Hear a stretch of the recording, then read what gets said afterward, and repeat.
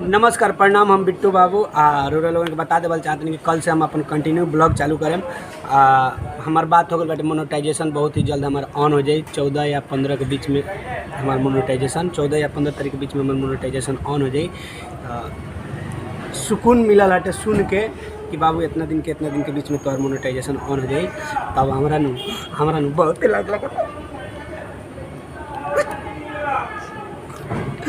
लागत। काहे लाज लागत? हमरा के बहुते रोआ देव सन कहत रसन कि दोसर चैनल बना के पड़ी। तो यही से हम रोअत रही नु। तो अभी हमरा बताए में लाज लागत।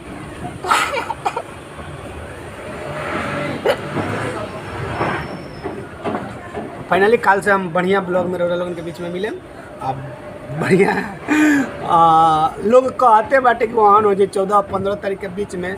तब हमरा खुशी भइल हटे। एक बाद अब देखा आगे का होता है। जय सिया राम। कल से पूरा बढ़िया से ब्लॉग आई। अभियो हमरा लाज लगता काहे से हम कहियो ना रोले रहनी। यही से लाज लगता। जी हाँ।